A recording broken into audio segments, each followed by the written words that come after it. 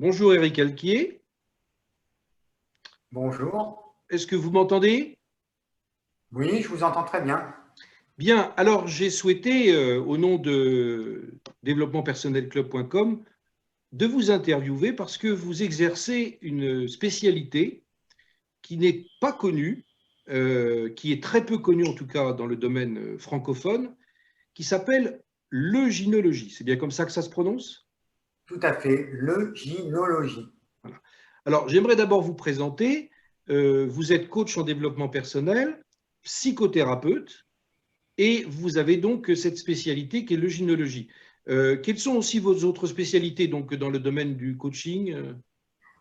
En fait, compte, le gynologie, j'allais dire, c'est surtout une branche qui appartient à la sexologie, mais qui est différent. En fait, en termes de géologie, on va plutôt étudier l'harmonie, le bien-être du corps de la femme, alors qu'en sexologie, c'est plus général, où là, on va étudier les deux, féminin et masculin. C'est ça la différence. Mais le gynologie, c'est une spécialité en rapport avec la femme, le bien-être de la femme, l'harmonie, la sexualité.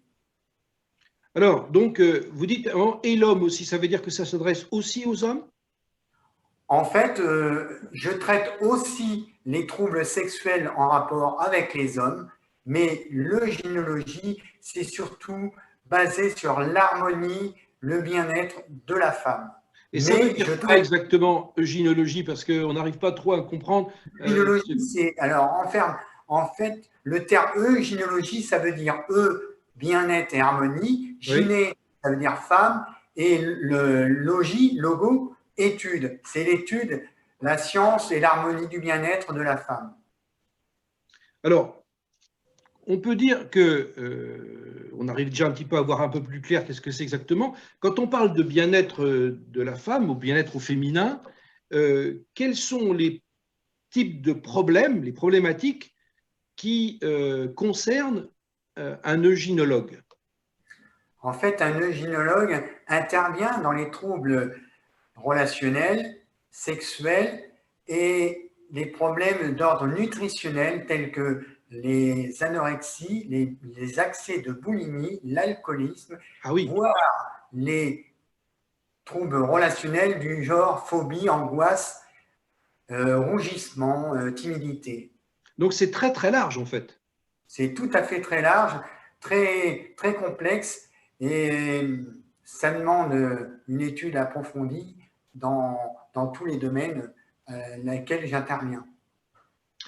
Alors, est-ce que, parce que comme ce domaine, l'éventail est donc effectivement très large, la spécialité principale, c'est quoi? C'est le domaine du bien-être, de la sexualité au féminin? C'est ça qui est en fait le centre? Ou est-ce que, au contraire, c'est à égale, on va dire, fonctionnalité des réponses que vous pouvez apporter, que ce soit, comme vous avez expliqué, rougir, parce que ça, si vous voulez, c'est très large comme symptôme. On pourrait dire principalement, on traite surtout sur les troubles sexuels. Parce qu'en fait, les troubles sexuels, après, vont avoir, comment dirais-je, vont engendrer des problèmes d'ordre nutritionnel, tels Ah que oui, les… comment ça? C'est-à-dire comment un trouble d'ordre sexuel, par exemple au féminin, peut déboucher sur un problème qui va être alimentaire?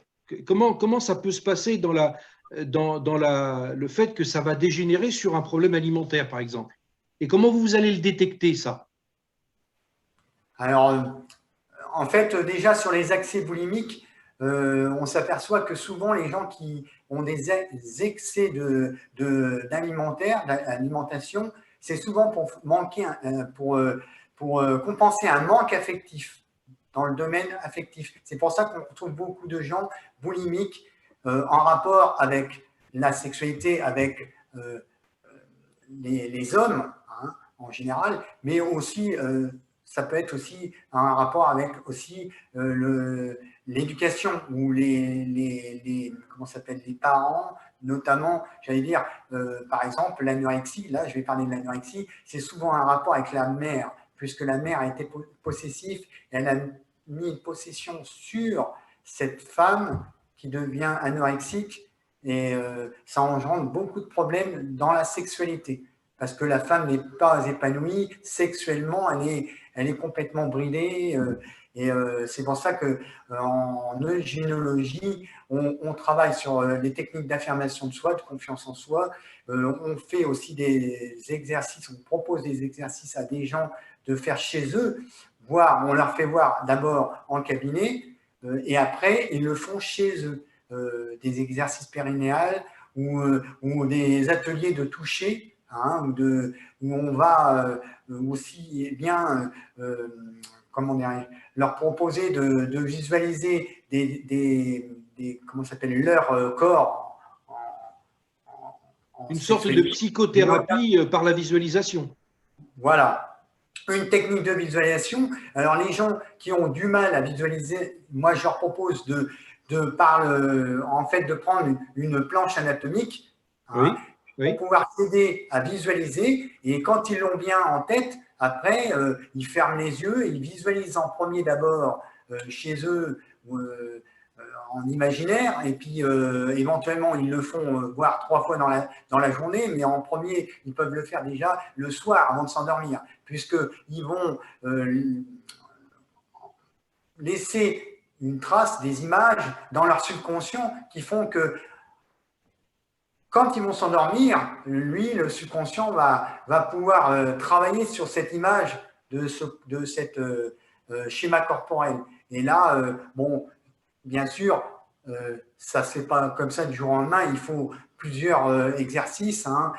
Bon, là, il y a cet exercice-là, mais après, on peut aussi demander à la personne, parce que moi, j'ai remarqué qu'à travers mon travail en cabinet, je me suis rendu compte qu'il y avait beaucoup de femmes qui ne connaissaient pas leur sexualité, même leur, leur intimité sexuelle. Donc, je leur proposais par exemple, chez elles, allongés sur leur lit, devant une glace, de se libérer, d'aller à la rencontre de leur sexualité, de voir un peu comment c'était constitué à l'intérieur. Voilà. Mais le fait que ces femmes ne connaissent pas exactement leur sexualité, c'est quoi? C'est dû à des tabous? C'est dû à ce que dans l'enfance, ça a été bridé? Ou qu'est-ce qui est la cause de ça? Je pense qu'il y a un rapport avec l'éducation, avec la religion, notamment dans certains pays où la sexualité, c'est un peu tabou. Donc voilà, on n'en parle pas à table entre les parents, etc. Donc c'est assez difficile de vivre une sexualité. Et l'eugénologie obtient des résultats chez une personne qui, justement, par exemple, a subi une éducation très stricte, très fermée, très obturée sur ces questions-là. Donc, la femme, bah, quand elle est devenue adulte, elle peut rencontrer des problèmes de frigidité. J'ai consulté sur Internet des documents sur l'eugénologie et ça concerne beaucoup de femmes qui n'ont pas accès à ce droit au plaisir de leur corps. Et est-ce que l'eugénologie, justement, va déverrouiller ça? Et quel est le processus en fait quand on vient vous consulter ou quand on a besoin de vos conseils? Qu'est-ce qui va faire qu'une personne qui vit ce genre de problème de blocage sexuel va pouvoir débrider ça et lui donner finalement le droit au plaisir sexuel? Alors, ce que je voulais simplement déjà rajouter, c'est qu'avant de consulter un gynécologue, d'abord, moi, je propose d'aller faire un bilan gynécologique d'abord, avant toute chose, avant Ah, que la c'est important personne ça. vienne le voir d'abord, parce que en fait, il peut y avoir des problèmes qui sont d'ordre physique et non psychogènes, non psychosomatiques. Et là, c'est pas moi qui interviens, c'est le gynécologue, parce que on peut très bien voir, par exemple, dans une histoire de vaginisme, un hymen qui n'est pas complètement rompu. Donc là, c'est de l'ordre du gynécologue. Mais par contre, le gynécologue, il va intervenir dans le côté psychologique hein, et à travers des différentes techniques telles que la catharsis biodynamique, l'hypnose, la sophrologie ou la relaxation. Et il va en fait, à travers ces techniques, faire vivre d'abord une recherche de son corps et d'accepter son corps, et ensuite éventuellement de lui faire vivre une sexualité épanouie à travers soit un homme imaginaire ou son homme avec qui elle est, hein. Mais c'est un travail qui demande beaucoup de travail, beaucoup d'heures de travail, parce que ça ne se fait pas comme ça du jour au lendemain. Par contre, effectivement, il faut plusieurs séances. Ça, c'est sûr, il faut plusieurs séances. On ne peut pas… Oui, ça ne se débloque pas en une fois, quoi. Voilà. Par contre, moi, je pourrais vous donner une anecdote concernant une femme. Et là, c'est surprenant. C'est une femme qui n'avait jamais vécu l'amour et qui avait complètement occulté, c'est-à-dire occulté. Il faut savoir qu'en hypnose, on peut provoquer des tas de choses, mais le corps peut provoquer des tas de choses. Et elle avait complètement provoquer une analgésie au niveau de la partie de son corps, le bas-ventre de son corps, je veux dire. Oui. Et en fait, elle a découvert la sexualité à partir de 50 ans, après avoir fait des exercices chez moi et qu'on a travaillé ensemble. Et vous parlez dans les outils que vous utilisez, voilà, notamment l'hypnose, la sophrologie. Est-ce que vous pouvez nous en dire plus là-dessus? En fait, l'hypnose ou la sophrologie ou les méthodes de relaxation, ce sont des méthodes qui visent à détendre le corps et l'esprit. Quand on détend l'esprit, on détend le corps. Le corps et l'esprit sont intimement liés. On ne peut pas dire… on va dire psychosomatique. Voilà, c'est ça, c'est d'ordre psychosomatique. Et on s'en rend bien compte parce qu'il y a bon nombre de maladies qui sont d'ordre psychosomatique, hein, et qui provoquent des dégâts. Et c'est dû à un problème psychologique. Les gens sont bloqués, sont complètement bloqués. Et en travaillant sur le mental, hein, par des techniques de visualisation, de pensée positive, d'ateliers, de plusieurs choses qui font que tout ça additionné va faire que la personne va se sentir mieux, va se lâcher. Et là, la femme de 50 ans m'a dit, elle m'a même dit… moi, ça ne m'a pas surpris parce que je suis habitué. Mais elle m'a dit, est-ce que c'est normal que quand j'urine, c'est chaud? Je lui ai répondu oui. Mais elle avait carrément occulté toute la partie du corps en bas, toute cette partie du corps. Parce que par l'hypnose, par le mental, même sans forcément pratiquer l'hypnose, les personnes, ils sont capables d'occulter une partie de leur corps. Et là, j'en reviens à ce que vous disiez au départ, qui m'a interpellé, c'est le fait de ces croyances ou ces blocages qui, des fois, viennent du milieu culturel dans lequel on a vécu, familial et autres.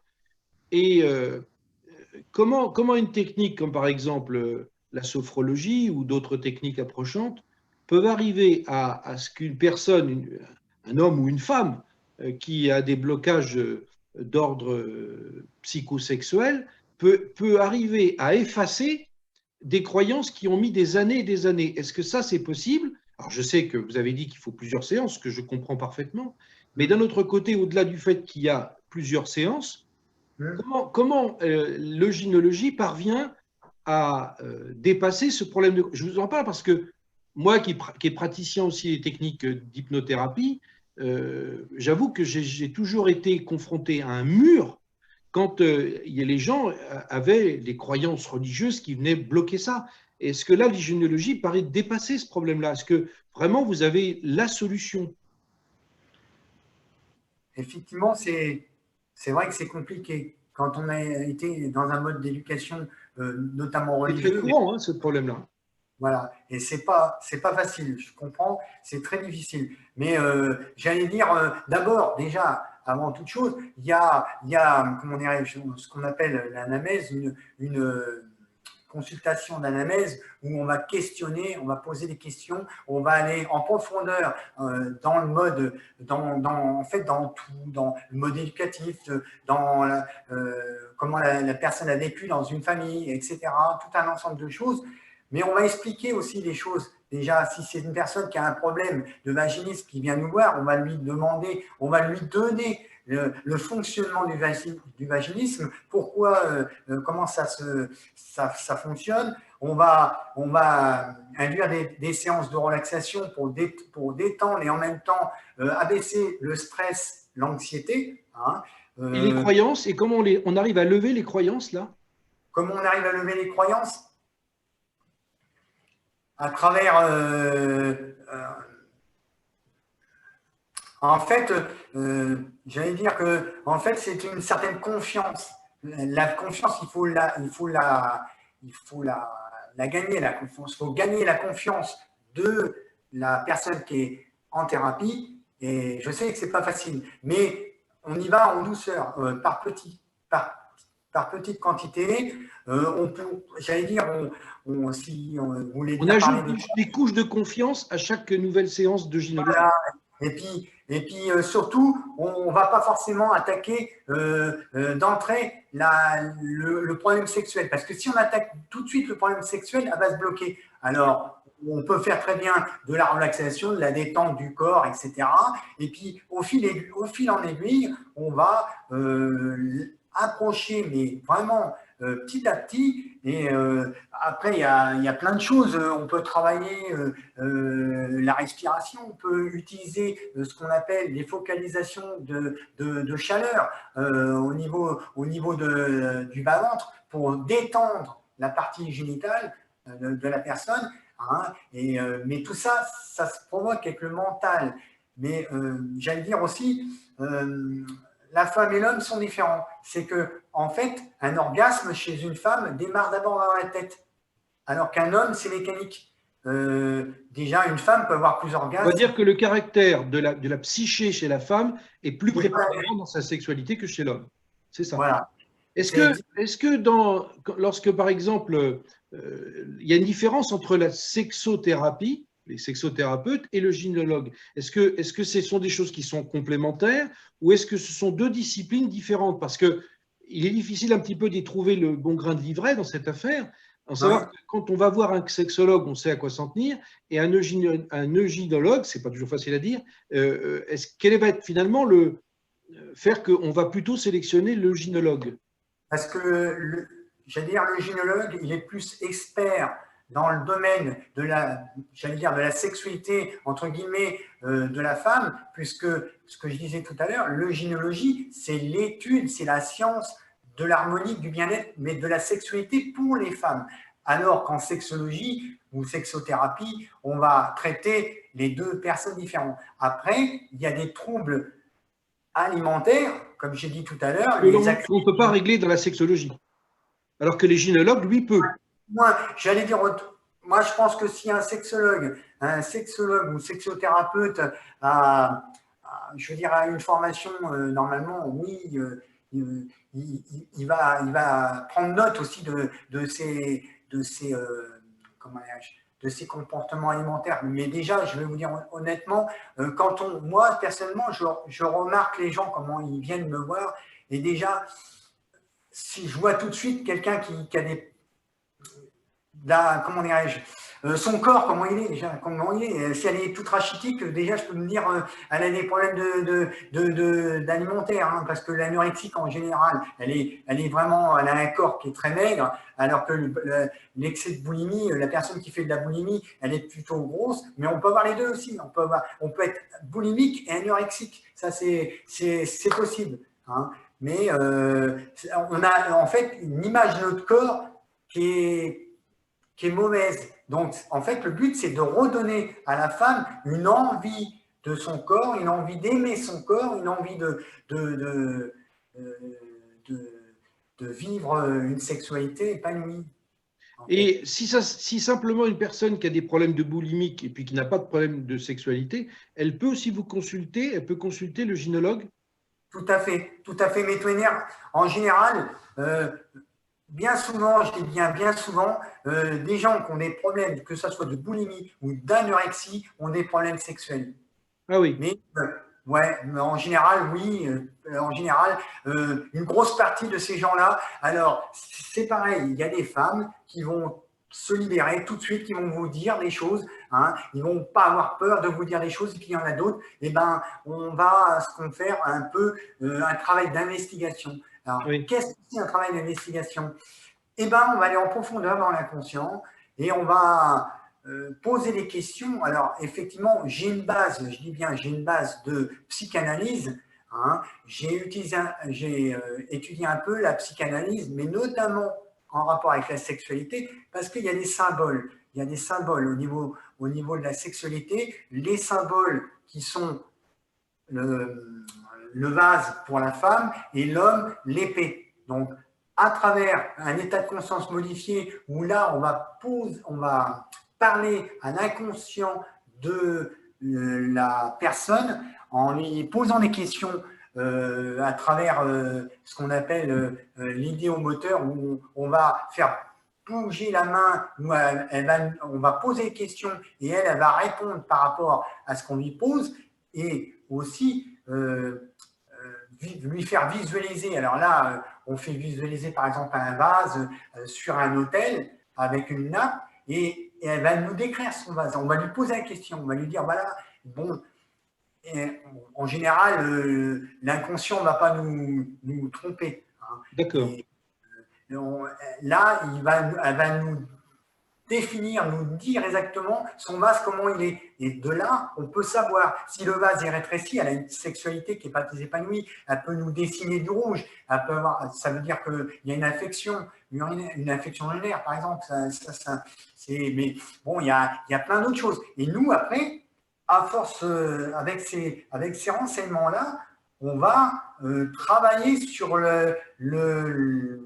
comment dirais-je, on va changer la structure du vase, mais c'est Ah la oui. structure de sa cavité vaginale, de son être Donc, intérieur. on va travailler sur le symbole, en fait. On va modifier le symbole. On va travailler en fait sur son vase. Au fil des étapes, on va travailler sur sa transformation du vase, mais à travers différentes techniques. Hein, et on peut utiliser les métaphores, hein, des métaphores thérapeutiques, Ça fait etc. penser un peu à des techniques d'hypnose ericksonienne, là. Voilà, c'est tout à fait ça. Où on va poser des questions, parce que l'hypnose directionnelle, l'hypnose contemporaine, moi personnellement, j'ai été formé à l'hypnose contemporaine, la vieille hypnose, comme on pourrait dire, hein, du temps de Mesmer, de Hector Durville, bref, Paul Clément Jagot. L'hypnose directionnelle est un peu plus récente et elle est plus permisside. C'est-à-dire plus permisside, c'est-à-dire que en fait, on pose des questions, mais on n'est pas, comment On ne dirais-je, suggère pas directement, on suggère de manière indirecte. voilà, et puis on est moins agressif, mais quoi que ça a changé avec le temps. L'hypnose contemporaine s'est améliorée. On a des techniques qui sont différentes, et puis on a d'autres moyens. On va faire des techniques déguisées, où on va, par exemple, démarrer par de la relaxation, parce que si vous avez quelqu'un qui est des fortes résistances sur l'hypnose, eh ben, on va travailler d'abord par de la relaxation et glisser vers l'hypnose, mais la personne ne s'en rendra pas compte puisque c'est tellement bien fait, c'est subtil, c'est Oui, fin, c'est c'est pas, en pente douce, voilà, quoi. c'est une C'est douceur. presque inconscient que la personne bascule dans l'hypnose sans le savoir. Voilà. Est-ce que vous avez suivi une formation en sexologie, ou est-ce que c'était vraiment pas nécessaire quand vous avez êtes formé à l'eugénologie? En fait, dans ma formation en psychothérapie, j'ai notamment été formé en hypnose, en sophrologie, en relaxation, et j'ai eu une formation en sexothérapie, et notamment dans la sexothérapie, il y a une formation en eugénologie, D'accord. qui est On va dire que c'est une spécialisée. spécialité dans la spécialité. Voilà, une spécialité pour les femmes. Mais en sexothérapie, on va travailler sur tous les troubles, que ce soit les troubles féminins que les troubles masculins. Voilà, Alors, dans les troubles masculins, justement, est-ce que quel type de problématique, là encore, on peut traiter avec l'eugénologie? Alors, on peut travailler sur différents sujets, aussi bien. Alors là, je vais vous parler d'abord des femmes, après je vais vous parler des hommes. Donc, on va travailler sur le trouble des vaginismes, dyspareunie, anorgasmie, euh, et, euh, et puis pour les hommes, eh ben, c'est tout ce qui est éjaculation prématurée, éjaculation retardée. Donc, la différence entre éjaculation retardée et éjaculation précoce, c'est que retardée, c'est que la personne, elle a du mal, au contraire, à avoir un orgasme. Et ça a du mal comment dire, à aller jusqu'au bout. Ça, c'est ce qu'on appelle l'éjaculation retardée. Et aussi la spermotorée. C'est-à-dire, en fait, les gens ont, en fait, comment dirais-je, du sperme qui sort d'eux sans avoir une érection, même si la verge elle est complètement flatterie, C'est-à-dire qu'en fait, l'organisme n'est pas contrôlé, quoi. voilà, et ça c'est ce qui se fait, voilà, ce qui peut se faire naturellement, hein, ce qu'on appelle l'éjaculation nocturne aussi. Oui, oui, oui, d'accord. Oui. Les pollutions Nocturne, nocturnes, ils appellent ça. voilà. Donc, mais il y a il y a plusieurs troubles qu'on peut traiter, oui, Là effectivement. encore, on utilise quoi? La force des symboles avec l'hypnose et la relaxation?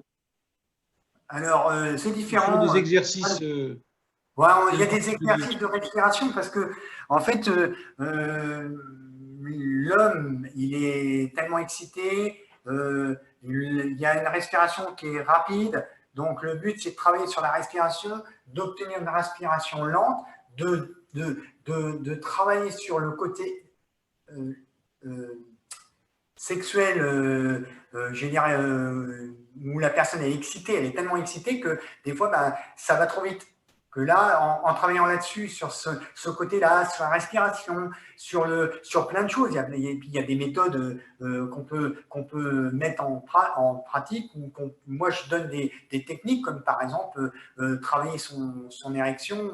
Par exemple, je donne un exemple, la personne elle s'assoit sur une chaise et puis elle va contracter à l'inspiration toute la partie du corps en bas, hein, aussi bien pour les femmes que pour les hommes. Mais pour les hommes, par exemple, là je parle de direction, où la personne va, à l'inspiration, va contracter la zone anale, hein, et à l'expiration, va souffler et décontracter cette partie. Et ça, rien que ça, déjà, la personne qui a fait ça pendant plusieurs fois dans la journée, et ben, ça va travailler son érection, au niveau de son érection.